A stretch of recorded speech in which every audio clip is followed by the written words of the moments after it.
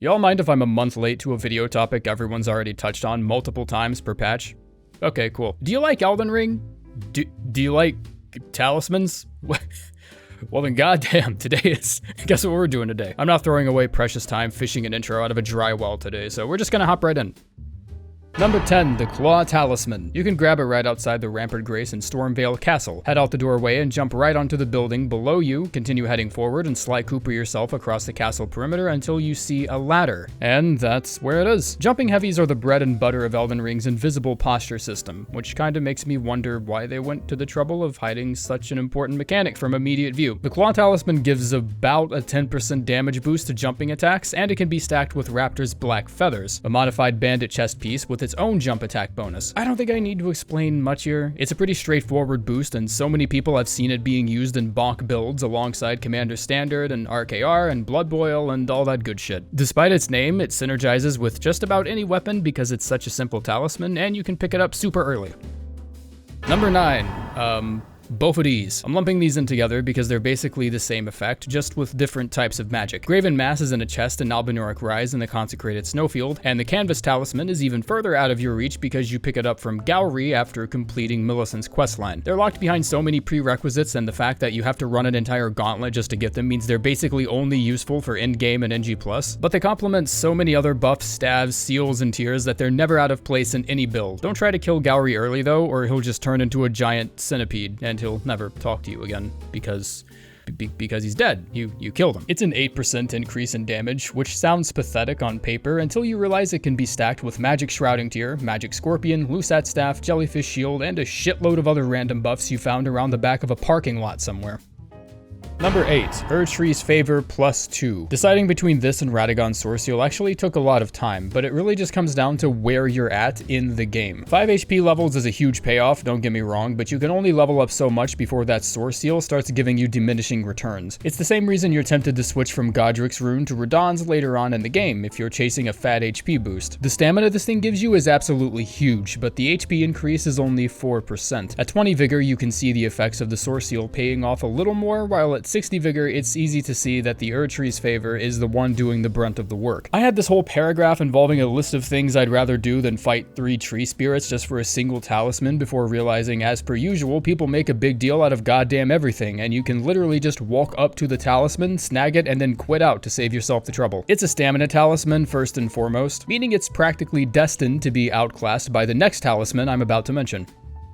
Number 7, Greatjar's Arsenal. Do you have a fat-ass hammer but don't want to be caught fat-ass rolling? Well, here you go. Number 6, Radagon'S SORESEAL. It's accessible right from the get-go. All you have to do is take the teleporter trap into Caelid and beeline it straight to Fort Faroth. Explore the wooden walkways above the bats a bit, and you should find it without too much trouble. At the expense of reduced damage negation, strength, dex, endurance, and vigor are all increased by 5, so it's basically like having a slightly shittier Godric rune on you. That much of an increase to stats is pretty huge during the early game, and it's great for meeting the requirements of that great axe you've been hauling around in your inventory, wondering when you'll be able to use it. Early game is also the best time to deal with its reduced defense, because 15% more than weak ass is still weak ass. It doesn't serve you as well in the late game due to leveling soft caps, this much is true, but I mean that's still 20 free levels you're getting out of just having it equipped, so it's pretty amazing.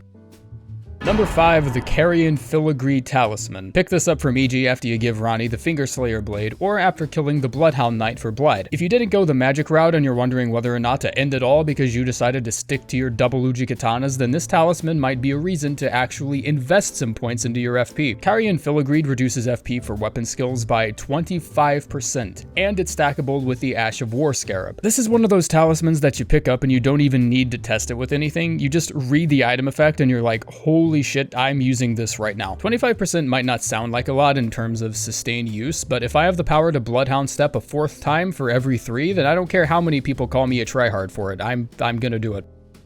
Number 4, Shard of Alexander. A 15% damage boost for all weapon skills.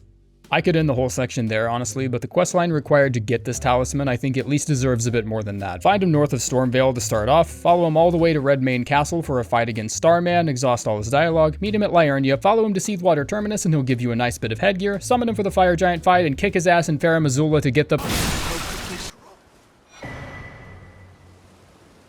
Oh, fuck. Number 3, the Rotten Winged Sword. Fuck, this thing kicks ass. Unlike the base winged sword, the buff for continuous attacks with this talisman goes slightly higher at around 22% damage per attack. A lot of quick hitting spells like CARIAN Slicer benefit from this talisman, but it also buffs plenty of weapon skills you wouldn't really expect it to, like Melania's Waterfowl and Eochaid's Dancing Powerdrill. If you can keep up the tempo, you can throttle the buff all the way up to the 22% mark in just a couple seconds, meaning the faster a weapon hits, the better. If you're focusing on pure melee, grab your favorite pair of fists and start power stancing those bitches like you're training for a boxing match. Anything that hits fast, this talisman pretty much just works on. A lot of weapon skills actually hit multiple times, so you can create a pretty mean stack with Filigreed, Shard of Alexander, and Rotten Sword for some absolutely game-breaking damage. Oh, okay. Okay, that joke's fucking old.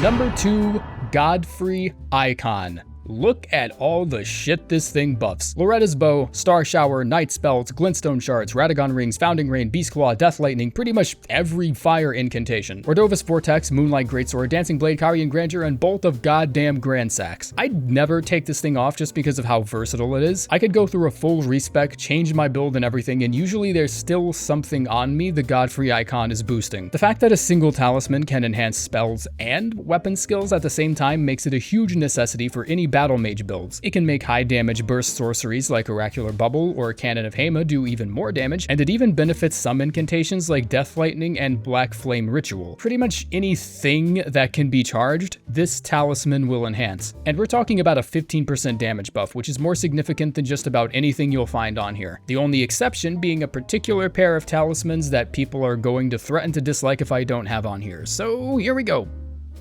The Exultation Talismans are some of the most popular among the fanbase, and for plenty of good reasons. Not only are these talismans activated by your target receiving the appropriate status, but they can also be activated by inflicting said statuses to yourself, which gives you all the control over when exactly the damage buff is applied and how you can use it. They also increase damage by a whole ass 20%, stack when worn together, and can be activated by weapon skills like Seppuku that also give you its own damage buff. This is the Dragon Ball Z type shit you see in all those fancy one-hit build videos, increasing all damage by as much as 20%, and all you have to do is stab yourself with an old shitty sword you'll never use for anything else. Small price to pay in exchange for some of the most powerful buffs you can possibly have in the game. And let us not forget relevant armor pieces like the Black Dumpling, White Mask, and Mushroom Crown, all of which increase damage by a certain amount for proccing Madness, Blood Loss, and Poison or Rot respectively. And yes, those all can stack as well if you're desperate enough to run yourself through the entire ailment roster before breaching a fog gate.